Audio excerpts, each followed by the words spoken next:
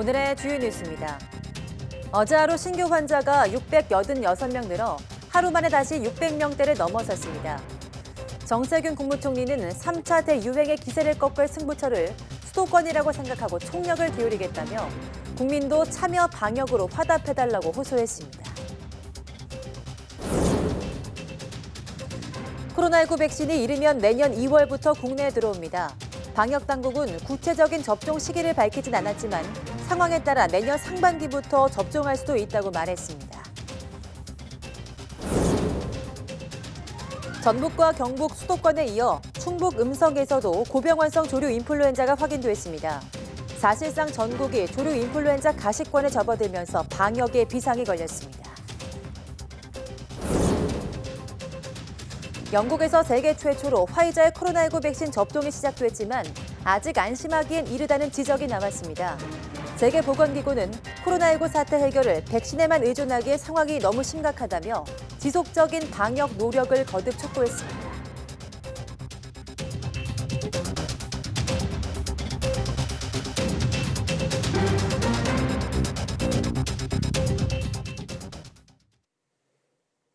여러분 안녕하십니까? 12월 9일 사이언스 투데이입니다. 코로나19 신규 환자가 하루 만에 600명대로 늘어난 686명을 기록했습니다. 신규 확진자 686명은 이번 3차 대유행 이후 최대치이고 1차 대유행이 한창이던 지난 2월 29일 909명에 이어서 두 번째 규모입니다. 중앙방역대책본부는 오늘 0시 기준 국내 누적 확진자가 39,432명, 사망자는 4명 늘어난 556명이라고 밝혔습니다. 지역 발생은 662명으로 서울 264명, 경기 214명, 인천 46명 등 수도권에서만 524명이 확진돼 수도권 중심의 확산세가 이어졌습니다. 위중증 환자는 15명이나 늘어서 누적 149명이 되면서 병상 확보에 비상이 걸렸습니다. 국내 코로나19 환자가 급증하면서 중환자 병상 부족 문제가 점차 현실화하고 있습니다.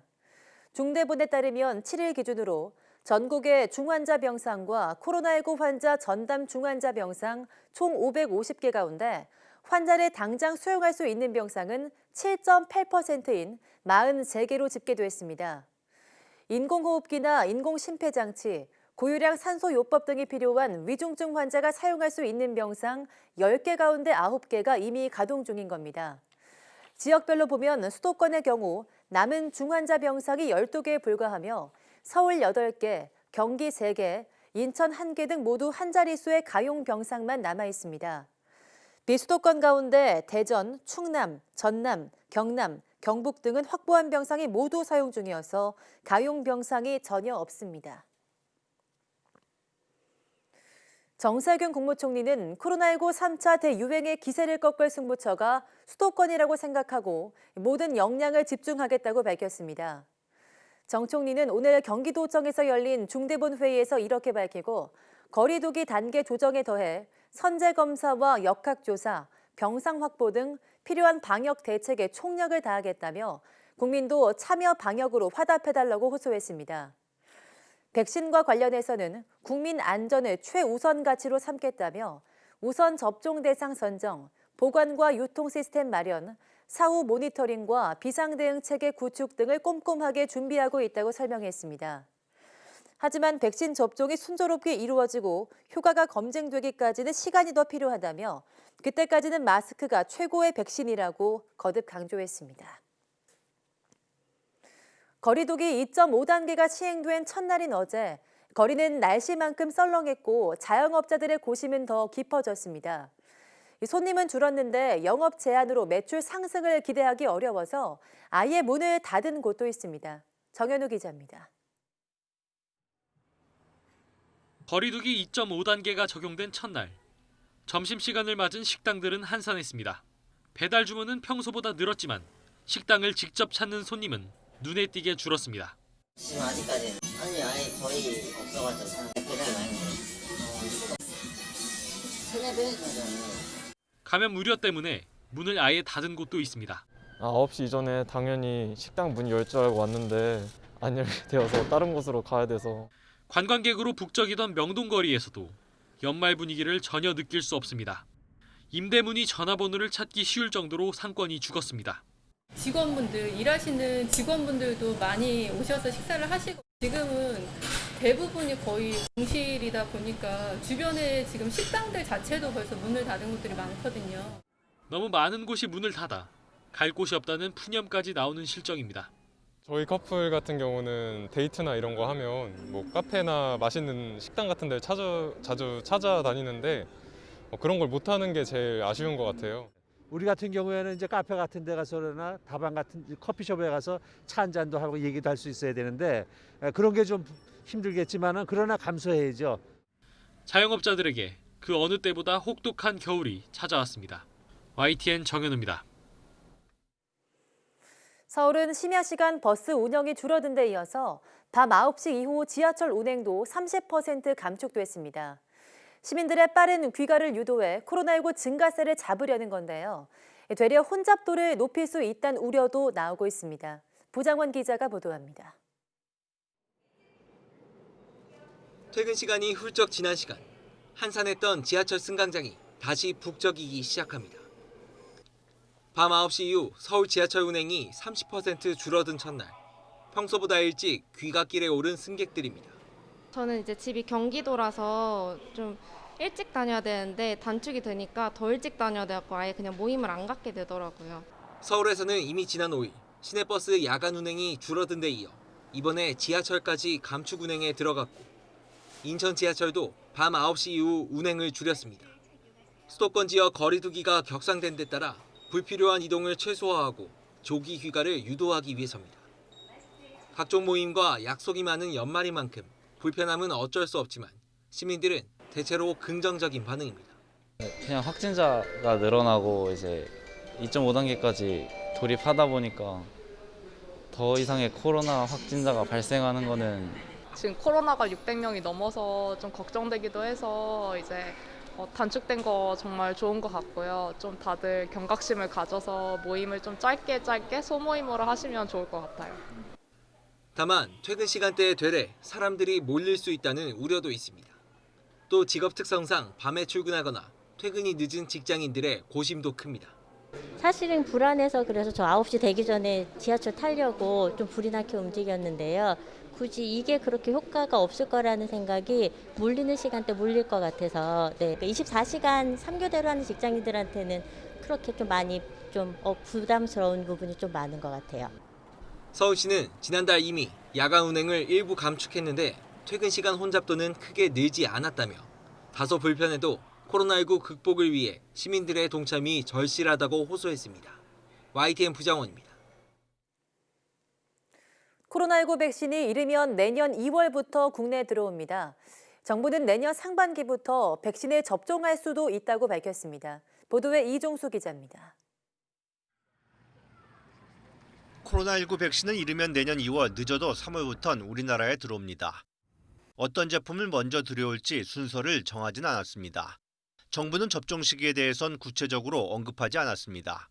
국민의 건강과 안전을 위해 예방접종 시기는 코로나19 상황이나 외국 접종 동향 등을 고려해 탄력적으로 결정할 예정입니다. 하지만 접종 시기에 대한 관심이 커지자 별도 자료를 내고 상황에 따라 내년 상반기부터 신속하게 접종할 수도 있다고 설명했습니다. 백신 접종은 본인 동의가 원칙이라 우선 대상자라도 동의 없이는 접종할 수 없고 동의할 경우 특정 제품을 지정해서 접종받기는 힘들 것으로 보입니다. 백신 우선 접종 대상과 관련해 접종을 시작하는 영국의 경우 고령층 요양시설 종사자부터 접종하고 있는데 우리나라도 크게 달라질 것은 아니라고 밝혔습니다. 논란이 되고 있는 제약사들의 부작용 면책에 대해 정부는 수용 의사를 내비쳤습니다. 제약사들이 모든 국가를 대상으로 계약 조건으로 부작용 면책을 요구하는 것으로 알려진 것과 관련해 보통 완전하게 완성된 백신을 구매하는 것과는 다른 부분이 있다고 말했습니다. 불공정 약관이나 계약에 대해서도 저희들은 일정 부분은 받아들일 수밖에 없는 그런 사항으로 생각이 됩니다. 한편에선 백신 접종을 위한 체계도 마련됩니다. 초저온 보관이 필요한 백신은 미국과 독일처럼 별도의 접종센터를 만들어 관리하고 전담 조직인 코로나19 예방접종 대응 추진단을 신설해 백신 이상 반응 등 모든 상황에 대처하기로 했습니다. YTN 이종수입니다. 충북 음성의 메추리 농장도 고병원성 조류 인플루엔자 확진 판정을 받았습니다. 전북과 경북 그리고 수도권에 이어서 충북까지 AI가 뚫리면서 사실상 전국이 AI 감염권 안에 들어갔습니다. 이성호 기자입니다. 메추리 농장 안으로 들어가는 출입구를 방역복을 입은 담당 직원들이 지키고 있습니다. 농장 안에서는 중장비를 동원해 매몰 작업이 한창입니다. 메추리 3천여 마리가 폐사해 조류 인플루엔자 의심 신고가 들어왔던 충북 음성 농가가 결국 고병원성 AI 확진 판정을 받았습니다. 충북에서 고병원성 AI가 발생한 것은 2년 8개월 만입니다. 방역당국은 해당 농장에서 키우고 있는 메추리 72만 6천 마리를 매몰 처분했습니다. 또 반경 3km 내에 있는 농가 4곳의 가금류 27만 3천 마리도 예방적 차원에서 매몰 처분하기로 했습니다. 방역당국은 발생 농장 반경 10km 내 가금류는 수평 전파를 막기 위해 이동을 제한하고 소독과 예찰을 강화했습니다. 지난달 28일 정북 정읍 오리농장이 올해 들어 처음 고병원성 AI에 감염된 데 이어 확진 사례가 전국적으로 빠르게 늘고 있습니다. 특히 철새에 따른 야외 오염이 높아 철새 도래지 등을 중점으로 소독을 강화하고 있습니다. 평상시에는 이제 철새 도래지 아니면 하천, 사육 밀집 지역이라든지 그런데 이제 소독을 하고 있다가 이렇게 살처분 현장에 오면은 차량 소독, 차량 통제를. 충청북도는 정부의 일시 이동 중지 명령에 따라 48시간 동안 모든 가금류의 이동과 축산시설 내 작업을 중단시켰습니다. 또 가용 가능한 장비와 인력을 동원해 AI가 다른 곳으로 퍼지지 않도록 방역에 총력을 기울이고 있습니다. 역학조사는 정부 합동으로 진행 중에 있으나 유입 인원은 최근 전국 산발적 발생과 연관된 야생조리 분변이 우연히 유입된 것으로 추정하고 방역당국은 일선 농가에서도 AI 바이러스가 전파되지 않도록 방역 수칙을 철저히 실천해달라고 당부했습니다. YTN 이성호입니다. 경기도 포천시에서 발견된 멧돼지 폐사체에서 아프리카 돼지열병 바이러스가 검출됐습니다. 환경부는 지난 5일 경기도 포천시 신북면 덕둔리에서 발견된 멧돼지 폐사체 1개체에서 아프리카 돼지열병 바이러스가 확진됐다고 밝혔습니다. 발생 지점은 연천군 포천시 동두천시 경계 지역이며 최남단 광역 울타리에서 남쪽으로 4.3km 떨어져 있습니다. 환경부는 확진 직후 관계기관과 전문가들과 합동으로 발생 현장을 방문해 전파 경로 등 역학 조사를 실시했습니다. 인터넷 뱅킹과 연말 정산 등을 할 때 그동안 꼭 필요한 것이 공인인증서였는데요. 내일부터는 공인인증서 대신 은행이나 이동통신사 등에서 발급하는 민간 인증 서비스를 사용할 수 있게 됩니다. 박병환 기자가 보도합니다. 10일부터 전자서명법 개정안이 시행돼 공인인증서가 폐지됩니다. 지난 1999년 도입 이후 21년 만입니다. 공인인증서는 매년 갱신이 필요하고 보관이 어려운 데다 외국에서 사용하기 어렵다는 문제점이 있었습니다. 지금까지는 정부가 지정한 공인인증기관 6곳에서 발급한 공인인증서가 법적으로 우월한 지위를 지녔는데 이 같은 독점적 지위가 사라지게 된 겁니다. 앞으로는 공인인증서와 민간인증서가 구분 없이 공동인증서로 이름이 바뀝니다. 금융인증서는 클라우드 방식으로 별도 프로그램이 설치가 필요하지 않으며 6자리 핀번호와 지문, 패턴으로 간편하게 이용하실 수 있습니다. 민간인증서는 발급이 간단한 게 최대 장점입니다. 은행 방문 없이 PC나 휴대전화로 발급받을 수 있고 얼굴이나 지문 같은 생체 정보나 패턴 등을 이용할 수 있습니다. 서비스료로 연간 4,400원을 냈던 것도 대부분 무료로 바뀌게 됩니다. 인증서 춘추전국 시대를 맞아 은행을 비롯해 이동통신 3사와 카카오, 네이버 등이 경쟁을 벌이고 있습니다. 통신 3사가 공동으로 출시한 패스 인증서는 11월 말 기준 누적 발급 건수가 2천만 건을 넘었습니다.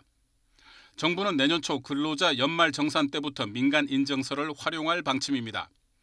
물론 현재 사용 중인 공인인증서는 남은 유효기간까지 사용할 수 있습니다. YTN 박병환입니다. 인공태양을 지상에 구현하는 핵융합 연구가 시작된 지 약 20년 만에 독립연구 조직이 탄생했습니다. 앞으로 20년 뒤에는 환경 오염 없는 청정 전기를 만들어낸다는 목표입니다. 김진도 기자가 취재했습니다. 마스크를 쓴 연구원들이 실험 준비에 바쁩니다. 미국에서 요청한 한국의 핵융합 실험로 K-스타를 활용한 실험입니다. 섭씨 1억 대의 초고온 플라스마를 응급 상황에서 안전하게 제어하는 방법을 연구하는 것입니다. 최근 세계 최장 기록인 20초 플라스마 운전에 성공한 이후 세계 각국 연구진의 협력 연구 요청이 부쩍 늘었습니다. K-스타는 원래 목적이 이제 핵융합 반응이 많이 일어나는 플라즈마 조건에 가장 최적화해서 핵융합 반응이 많이 일어나는 조건들을 연구하는 것은 K-스타가 유일하지 않나. 지상에 인공태양을 만들겠다는 목표로 시작된 한국의 핵융합 연구는 벌써 20여 년째. 부설 연구소를 거쳐 지난달 27일 독립연구원으로 새 출발했습니다. 앞으로의 목표는 핵융합 에너지를 이용해 전기를 생산해내는 것. 오는 2025년 우리나라를 비롯한 세계 7개국이 참여한 국제 핵융합 실험로 이터가 완성되면 가속도가 붙을 것으로 보입니다. 에너지 생산 관점에서는 70% 이상의 지금 목표를 달성하고 있다, 이렇게 말씀드릴 수 있고요. 그다음에 이제 전기 생산을 하기 위해서는 에너지 생산한 부분을 가지고 전기로 만들어야 되는 그 징검다리 기술이 있습니다. 핵융합 에너지로 전기를 만들어내는 실증로의 개발 목표는 2040년. 앞으로 20년 뒤에는 인공태양이 생산한 청정 전기를 우리가 사용하고 있을지도 모릅니다. YTN 김유두입니다. 오늘은 차차 흐려져 밤부터 중부지방을 중심으로 비나 눈이 오겠고 서울 등 일부 지역은 첫눈으로 기록되는 곳도 있을 전망입니다.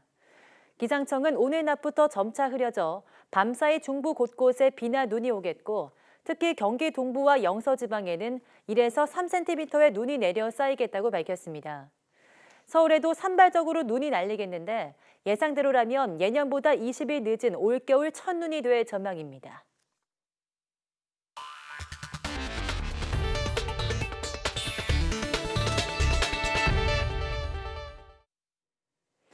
미국의 코로나19 환자가 단 5일 만에 100만 명이 증가하며 누적 감염자 1,500만 명을 넘겼습니다.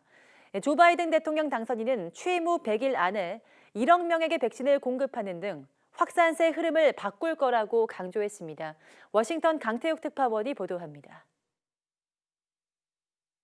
미국의 누적 확진자가 1,500만 명을 넘어섰습니다. 지난 3일 1,400만 명을 넘긴 지 꼭 닷새 만입니다.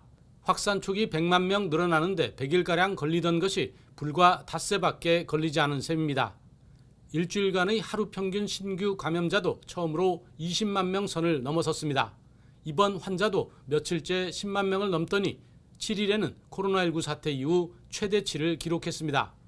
최우선 과제로 코로나19 극복을 내세웠던 바이든 당선인은 취임 후 100일 안에 이 같은 흐름을 바꿔놓을 것이라고 강조했습니다. It's going to take some time, but I'm absolutely convinced that in 100 days we can change the course of the disease and change life in America for the better. 이를 위해 100일 안에 1억 명이 맞을 수 있도록 백신을 공급하겠다고 강조했습니다. 또 후보 시절부터 견지해온 마스크 착용을 100일 동안이라도 유지해달라고 호소했습니다. 그러면서 연방 건물과 항공기 등 공공운송 분야 등에서 마스크 착용을 의무화하고 주 정부 차원에서도 조치에 나서도록 하겠다고 밝혔습니다. It will start with my signing an order on day one to require masks where I can under the law, like federal buildings, interstate travel on planes, trains, and buses. I'll also be working with the governors and mayors to do the same in their states and their cities. 바이든 당선인은 특히 하비에르 베세라 보건복지부 장관 지명자 등 보건팀이 최고의 경험을 갖고 있다며 최근의 확산세를 돌려놓을 것이라고 자신했습니다. 워싱턴에서 YTN 강태욱입니다. 미 식품의약국 FDA가 화이자의 백신이 인종이나 나이에 상관없이 효과가 있다는 첫 분석 결과를 공개했습니다. 특히 첫 접종 이후 약 열흘 동안 코로나19 바이러스에 강한 저항력을 보였다며 빠르면 내일 긴급 사용 승인에 대한 기대감을 높였습니다. 이동헌 기자가 보도합니다. 오는 10일 화이자 백신에 대한 긴급 사용 승인을 논의하기 위한 외부 전문가 회의를 앞두고 미 식품의약국 FDA가 세계 최초로 화이자 백신 임상 시험에 대한 분석 결과를 공개했습니다. FDA는 화이자의 코로나19 백신이 남성과 여성 모두에서 높은 예방률을 보였다고 밝혔습니다. 백인과 흑인, 라틴계 등 인종별 효과도 동일했습니다. 65세 이상 노년층도 젊은 층과 같은 예방 효과를 받고 특히 코로나19 합병증 위험이 높은 비만 인구에도 효과가 있었습니다. 또 첫 접종 이후 약 10일 동안 코로나19 바이러스에 강한 저항력을 갖는다는 사실이 새롭게 밝혀졌습니다. 임상시험에서 첫 접종 후 약 10일 동안 백신 접종 그룹의 신규 확진자는 급격히 줄어든 반면 위약 접종 그룹에선 꾸준히 늘었습니다. 그러나 1차 접종의 효과가 얼마나 지속하는지는 불분명합니다. 이와 관련해 화이자는 1차 접종의 예방 효과는 52% 정도이고 3주 뒤 2차 접종 후에는 95%까지 올라간다고 밝혔습니다. FDA는 백신의 안전성과 관련해 임상시험에서 백신 접종 그룹과 위약 접종 그룹 사이에 의미 있는 불균형은 없다며 양호하다고 평가했습니다. 다만 2차 접종 후 몇 시간 동안 절반 이상의 사람이 피로감과 두통 등을 느낀 만큼 하루 정도 휴식을 취할 필요가 있다고 권고했습니다. 화이자 백신의 효능과 안전성에 대한 새로운 문제가 제기되지 않음에 따라 조만간 FDA의 긴급 사용 승인이 내려질 전망입니다.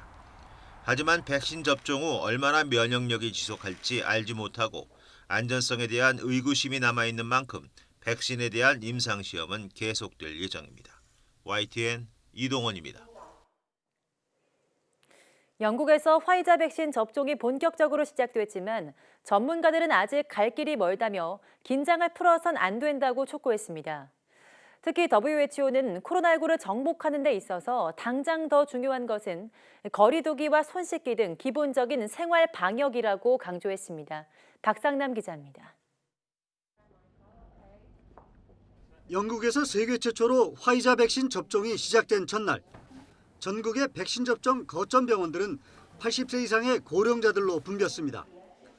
잉글랜드 뉴캐슬 지역에서는 이 부부가 첫 수혜자가 됐습니다. Congratulations. Oh, thank you. Thank you. 병원의 예방접종 책임자는 흥분된 감정을 감추지 못합니다. Feeling very emotional today. It is really quite remarkable. We less than a year ago were treating the first patient with COVID, and we are now able to give a vaccine. 백신 접종을 위해 잉글랜드 지역엔 50개 거점 병원이 지정됐습니다. 전문가들은 백신 접종 후 효과가 나타나려면 시간이 걸린다는 점을 강조했습니다. So I would expect sort of springtime, April, something like that, you start to see more return towards normality. Thereafter, it's going to take a while before you get to full normality. But 세계보건기구 WHO도 코로나19 사태 해결을 백신에만 의존하기엔 상황이 너무 심각하다며 지속적인 방역 노력을 거듭 촉구했습니다. Are a great tool. They will be very helpful, but the effect of the vaccine in providing some kind of immune barrier is still far off. 1년 내내 기다렸던 백신 접종이 이제 시작됐지만 정작 전문가들은 손 씻기와 거리 두기 등 기본적인 생활 방역의 중요성을 한층 더 강조하고 있습니다. YTN 박상남입니다. 영국 옥스퍼드대와 다국적 제약사 아스트라제네카가 함께 개발 중인 코로나19 백신이 안전하고 효과가 있다는 연구자들의 동료 평가가 나왔습니다. 하지만 투약 방식에 따라 면역 효과가 달라지는 것에 대해서는 추가 검증이 필요한 것으로 지적됐습니다. 의학 전문지 랜싯은 현지 시간 8일 아스트라제네카 백신의 3상 임상시험 결과에 대한 독립 연구가들의 동료 평가 결과를 게재하고 이 백신이 코로나19 감염을 줄이는 것으로 분석했습니다. 논문에 따르면 아스트라제네카 임상시험 참가자 대부분이 55세 이하였지만 현재까지 결과는 이보다 나이가 많은 사람들에게도 백신이 효과가 있는 것으로 나타났습니다. 하지만 백신 1회분의 절반을 우선 투약하고 한 달 후 1회분을 온전히 투약한 경우 예방 효과가 90%였고 이 두 차례 모두 1회분 전체 용량을 투약한 경우는 62%로 투약 방식에 따라 면역 효과가 달라지는 것에 대해서는 추가 검증이 필요하다고 지적했습니다.